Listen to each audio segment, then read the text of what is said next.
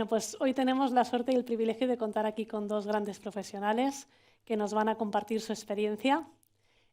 Os quiero presentar a María Luisa de la Peña. Si quieres, María Luisa, pasar. Bienvenida. Gracias. María Luisa es la directora de Marketing Corporativo y de Marca de Naturgy. Y también quiero presentaros, y damos paso, a Ángel Fernández, de la Liga.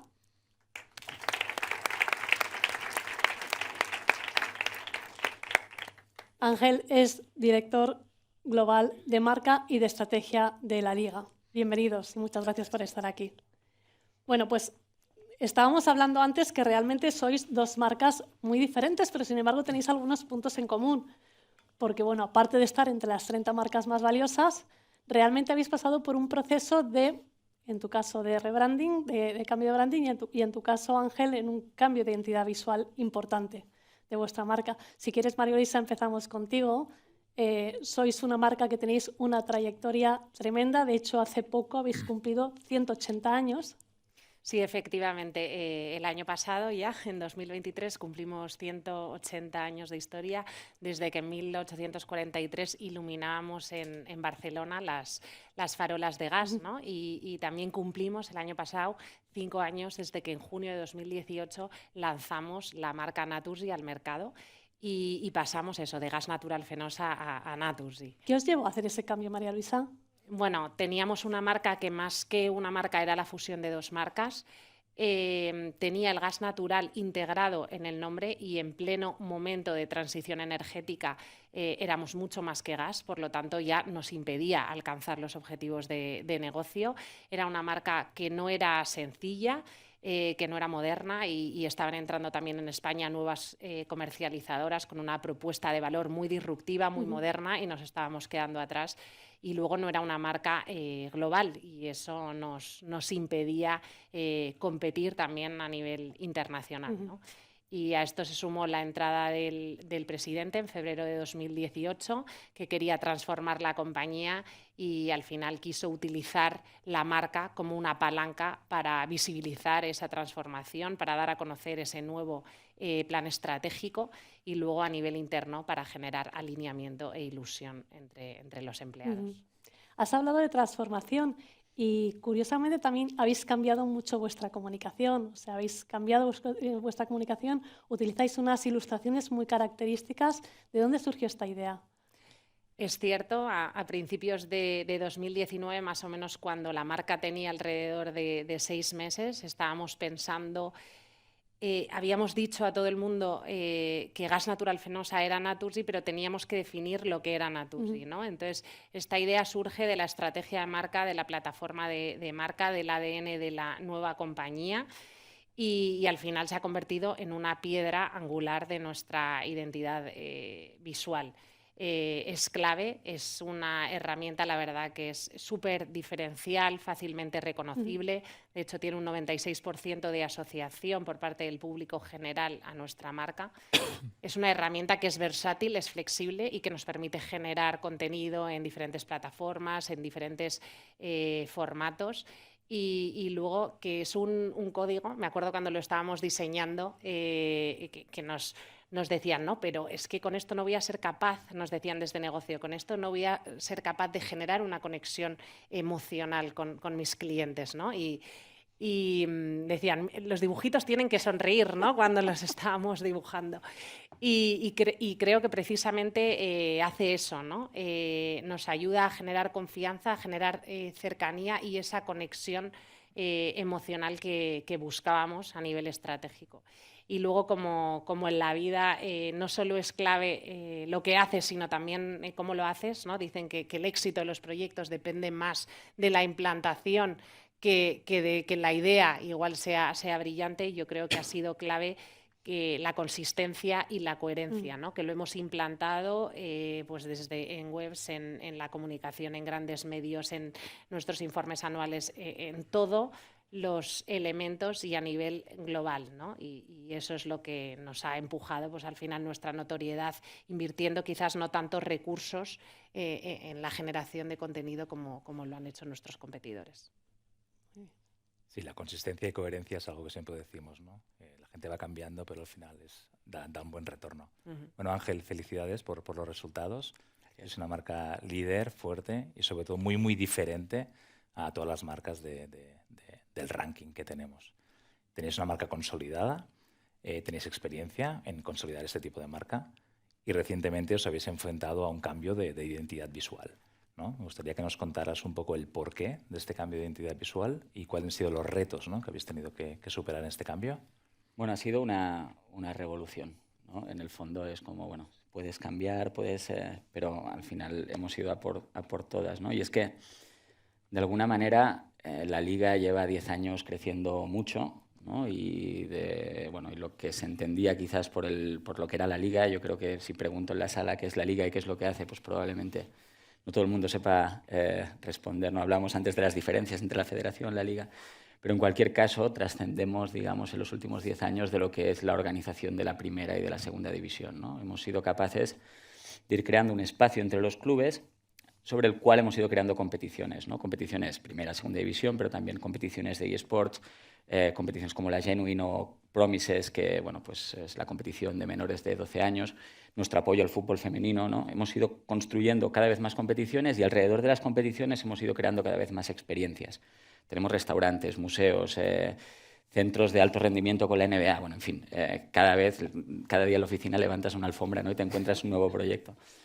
Y cada vez hemos tenido como más legitimidad, en el fondo, ¿no?, de ir trabajando distintas temáticas que impactan en lo social, ¿no? Porque en el fondo tenemos la suerte y somos una marca diferente, pues creo que todas las marcas, en el fondo, lo que buscamos es tener relevancia e impacto, ¿no?, en la sociedad. Y nosotros partimos desde otro lado, es que nosotros ya estamos presentes en la conversación, por suerte o por desgracia, ¿no? El fútbol aporta e importa mucho en la vida de la gente, ¿no? Entonces, de alguna manera, teníamos que canalizar todo ese crecimiento y acabó en una identidad visual, ¿no? Esto es como el adolescente, ¿no?, que tiene el pijama, pega el estirón y de repente se le ven los tobillos, ¿no? No casaba, digamos, con todo lo que éramos y todo lo que teníamos que hacer. Entonces teníamos una necesidad, de alguna manera, de representar mejor todo lo que veníamos construyendo. También es cierto que la entrada del nuevo patrocinador pues también apoya y ayuda. Y lo que necesitamos es construir pues un nuevo propósito. Es un nuevo, pero es un viejo propósito en el fondo, ¿no? Porque al final la forma de construir el propósito, y yo creo que a vosotros seguro que también os ha pasado, no deja de ser casi como un proceso de ir al psicólogo, ¿no?, que te ayuda a redescubrir quién eres tú, ¿no?, de una forma más certera. Entonces, en el fondo, con todos esos ingredientes, pues llegamos al punto al que llegamos, ¿no?, que estamos aquí para inspirar al mundo a través de los valores del fútbol y lo que toca, en el fondo, es reivindicar ese orgullo. Y por eso pues creamos toda esta identidad que lo que tiene que representar es esa reivindicación de ese orgullo. Y en el fondo ya no es un tema solo de identidad visual, es un tema de identidad visual, identidad verbal, identidad sonora, y todo un reto, digamos, de tener la capacidad de adaptarte a los verdaderos formatos que importan, ¿no? O sea, incluso cuando pensábamos en toda la parte más visual, si el 70%, el 80% de los soportes que más impacto tienen son audiovisuales, son los partidos, son digital, pues casi la identidad tenía que nacer en movimiento, ¿no? Y ese tipo de cosas. Bueno, ha sido un gran reto y estamos aquí vivos, así que bueno. Y en este nuevo pijama que os habéis puesto, habéis cambiado también los sponsors. Venís de sponsors más tradicionales como el BBVA y Banco de Santander y habéis cambiado un sponsor que se llama EA Sports. ¿Por qué y sobre todo qué os aporta EA Sports en esta nueva identidad? Bueno, este ha sido un viaje, ¿no?, ya desde el principio, desde que nos acompaña el BBVA, después el Santander, ¿no?, que al final cuando uno cede o da el nombre, ¿no?, a una competición, parte de la base que al final esa asociación te atribuye, ¿no?, y te construye mucho, ¿no? Y hay trasvase de valores, ¿no?, y que creo que esas son las verdaderas asociaciones y son poderosas, ¿no? Y nos ha funcionado y yo creo que estamos muy contentos, tanto en la etapa de BBVA como el Santander, y sobre todo cuando, más allá, ¿no?, de nosotros entregar ese territorio, esa visibilidad y todas esas capacidades que tenemos y la forma de conectar el fútbol, ¿no?, con el corazón o el estómago, en función del día, con una marca, también nos habían ayudado mucho, ¿no?, a ser una competición consolidada económicamente, que éramos una competición seria, que éramos una competición que cara al mundo, gracias a pues, bancos como BBVA o Santander, pues nos daban esa seriedad, ¿no? Lo que sentíamos es que teníamos que hacer ahora otro camino. Otro camino que pues bueno, nos permitiera, por supuesto, conectar con nuevas audiencias, pero también transformar un poco lo que somos, ¿no? Y ahí, al final, todo surge un poco de la data, ¿no? y de ver cómo somos capaces, en el fondo, pues como hicimos con nuestros anteriores sponsors, ser capaces de aportar algo al fan, ¿no? Y surgía un insight muy interesante que decía, nosotros teníamos uno en una dirección y eSports tenía otro en la otra dirección, ¿no? Cuanto los chavales más juegan al videojuego, más juegan a fútbol, ¿no? El videojuego de fútbol, claro. Y al revés, ¿no? Cuanto pues, más juegan al fútbol, más juegan al videojuego, ¿no? Entonces teníamos una simbiosis muy interesante, ¿no? Y dijimos, pues vamos a crear algo con esto. Y es cierto que yo creo que el videojuego ha invertido siempre mucho dinero en parecerse mucho a la realidad, ¿no? Y cuanto más idéntico sea el jugador, cómo se mueve, cómo habla en los estadios, todo, pues digamos que más valor tiene para el consumidor, ¿no? Y nosotros creíamos que, oye, ¿qué pasa si la realidad se parece un poco más al videojuego, ¿no? Entonces es como, vamos a jugar, ¿no? A tratar de romper las barreras, ¿no? Entre lo físico y lo digital, y vamos a tratar de transformar el juego, ¿no? El fútbol se lo inventaron los ingleses, pero nosotros lo vamos a transformar. Y bajo esa premisa lo que hemos tratado es de construir pues, un territorio que vaya de eso, ¿no? De vamos a romper las barreras entre lo físico y lo digital para tratar de transformar el fútbol, ¿no? Y nos hemos creado un mantra, esto es más interno, ¿no? No lo comunicamos, pero es, oye, vamos a construir el fútbol del futuro. Y el fútbol del futuro tiene un abanico muy amplio, ¿no? Y comentabais tema de sostenibilidad o tema de impacto social. El fútbol del futuro tiene que ver con lo tecnológico, tiene que ver con el espectáculo, pero también tiene que ver cómo queremos imaginar ese fútbol del futuro en términos de, pues bueno, pues de respeto, de inclusión, ¿no? De cómo nos imaginamos esto para nuestros hijos, ¿no? Y entonces, bajo ese territorio surge esta alianza, que por supuesto ha tenido también impacto en la identidad visual, sonora y bueno, pues... Súper interesante. Sí, en fin. María Luisa, he estado viendo todo lo que habéis hecho este año a nivel de marketing y de marca, que son muchas cosas, pero me ha llamado mucho la atención todo el tema de redes sociales, ¿no? Bueno, todo lo que habéis hecho. ¿Nos puedes contar un poco el porqué? Y... Bueno, hemos dado un giro en el último año y medio a nuestras redes sociales. Como Energética teníamos un enfoque un poco reactivo, ¿no? Nos daba un poco de miedo el tema de las redes. Hemos cambiado esta estrategia, somos mucho más proactivos ahora. Sabemos que para conectar con el público joven tenemos que ser transparentes, tenemos que posicionarnos en determinados aspectos. Y bueno, estamos trabajando en el contenido, estamos invirtiendo más en generar contenido relevante y de calidad. Estamos trabajando mucho también en la escucha, porque al final el 79% de la población cuando interactúa contigo, con una marca en redes, lo que está esperando es que respondas en el momento y para eso es clave la escucha continua y la agilidad. Y luego estamos trabajando a nivel interno en tratar de tener embajadores de marca que generen contenido que tiene mucho más engagement y trabaja mucho mejor la reputación que si nosotros hablamos de nosotros mismos, ¿no? A mí siempre, en este caso, siempre me gusta mucho el ejemplo de Microsoft. Tengo un par de amigas que trabajan en Microsoft y me hace gracia porque los últimos 2 posts que publicaron fueron de que habían tenido pues, un hijo y de que habían podido pasar pues, con su hijo todo un año y que la empresa les había permitido pues, tomarse un año de su vida para dedicarse a su familia o estar de excedencia por motivos personales. Entonces, este tipo de post que elogian a la marca y que hablan de cómo es la marca en realidad, pues al final tienen muchísimo engagement y tienen muchísimo más detrás, ¿no? Pues esa es un poco nuestra ambición. Y nada, estamos trabajando en esa línea y tenemos ya 2,5 millones de seguidores en las redes sociales del grupo. Acabamos de abrir TikTok, que también para nosotros, que somos muy tradicionales, la abrimos en octubre de 2022. Ya casi estamos consolidándonos en TikTok. Y somos ya la segunda energética en TikTok, así que estamos muy orgullosos y también la primera en número de seguidores en YouTube, así que bueno, estamos trabajando mucho, pero todavía tenemos mucho camino que recorrer. Nosotros también siempre decimos que hay que poner el consumidor en el centro, ¿no? Y a partir de ahí construir. Y creo que sois una empresa que realmente lo hacéis, ¿no? Desde hace mucho tiempo. Sí, o sea, bueno, dentro de nuestro propósito, que también Ángel lo mencionabas, o sea, yo creo que tenemos 2 retos. Uno, la transición energética, que sí o sí está ahí y tenemos que transformarnos en este sentido y al final atender las demandas de la sociedad a nivel energético. Entonces, en marketing siempre estamos continuamente escuchando lo que espera de nosotros el consumidor de a pie o qué es lo prioritario para él, y a través de todas nuestras actuaciones de marketing, de nuestros contenidos, tratamos de dar respuesta a eso, y de eso va precisamente, justo que lo comentábamos antes, nuestra última campaña, Ojo al Vatio, trabaja en el territorio del ahorro porque es lo que le importa a la gente, y bueno, hemos elaborado más de 50 píldoras, contenido. También hemos hecho una campaña en televisión ofreciendo consejos de ahorro a todo el mundo con independencia de la energética que tenga contratada, ¿no? Es un tipo de contenido que nos funciona muy bien porque como energética la gente quiere saber, ¿no?, a qué temperatura tiene que poner su nevera, su congelador. Es un contenido simpático y que es útil porque ayuda a todo el mundo a ahorrar, ¿no? Entonces siempre trabajamos en esta línea y bueno, es un contenido amable y nos funciona muy bien y alineado con nuestra personalidad de marca. Me gusta esto de atender a la sociedad. Sí. Antes hablaba contigo, Ángel, y me gustaría que nos contaras lo del fútbol femenino. ¿Vale? ¿Cómo en la creación que habéis hecho de la Liga Femenina habéis atendido a la demanda de la sociedad? Sí, sí, la verdad es que es interesante porque desde nuestro propio ejercicio, ¿no?, de qué es lo que queremos...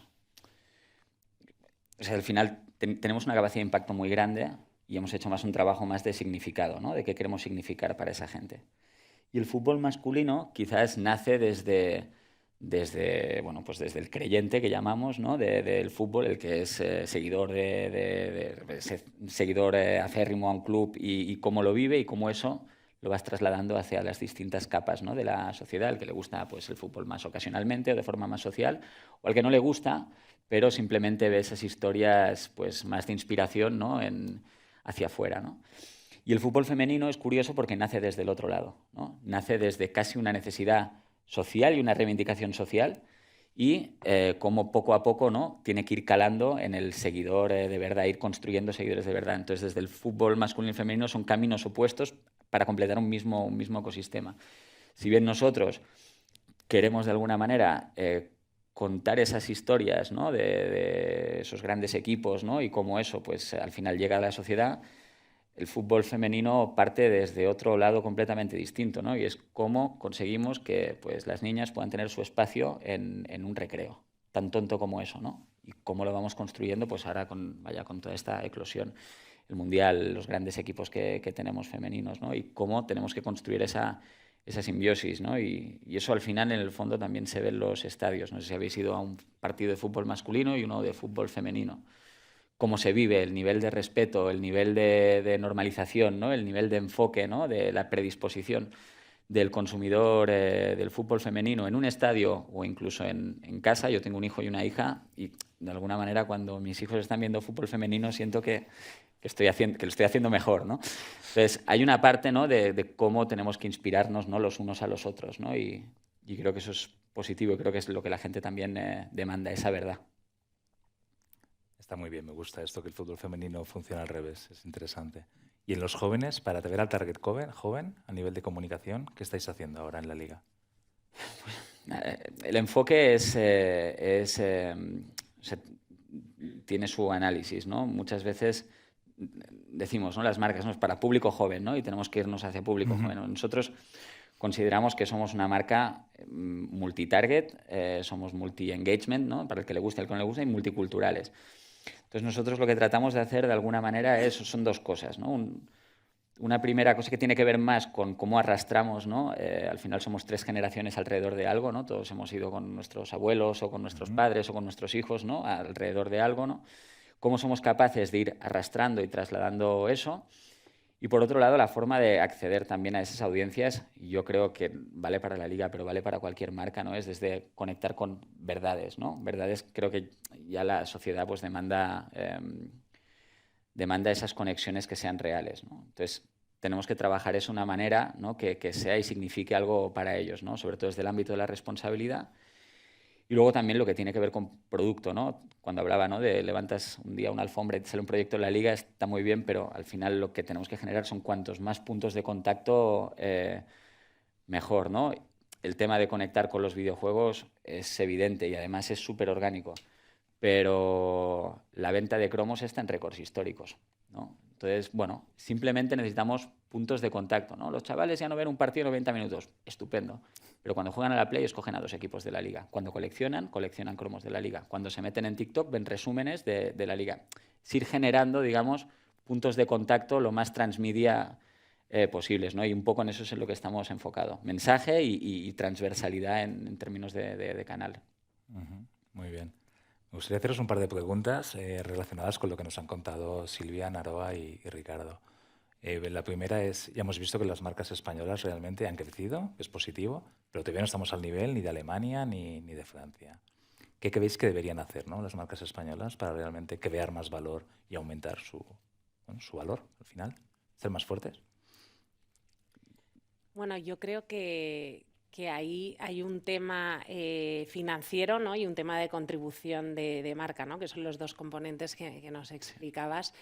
Yo creo que ahí partimos con un poco de desventaja porque, ¿no?, en promedio las marcas españolas tienen menor tamaño y por lo tanto ese valor financiero en global va a ser menor. Y yo creo que en lo que sí que podemos actuar es en el tema de la cultura de marca. Yo creo que quizás hay más cultura de marca en otros países fuera de España y eso se ve en las inversiones en publicidad, en marca, en marketing, que en España estamos muy por debajo en el ranking europeo en inversión, ¿no? Entonces yo creo que nos lo tenemos que creer, tenemos que tratar de aumentar esa cultura de marca, creernos nuestras marcas. Y luego también, oye, estar orgullosos de marcas como la que mencionábamos, como Zara, que está número 1 en el ranking. Oye, que hay grandes marcas ocupando posiciones de liderazgo en su categoría y hay que estar orgullosos y tienen que ser la inspiración de todas las demás, ¿no? Sí, tenemos mejor imagen. Las marcas españolas tienen buena imagen, ¿no? Hacemos estudios de muchos clientes fuera y tienen buena imagen, pero aquí todavía nos parece que nos cuesta. Poco que añadir, en realidad, lo que comentabas también. Yo creo que tenemos que creer en que un producto español genera diferenciación y genera valor fuera, que a veces yo creo que nos cuesta un poco, se nos ven mejor desde fuera que como nos vemos a nosotros mismos, ¿no?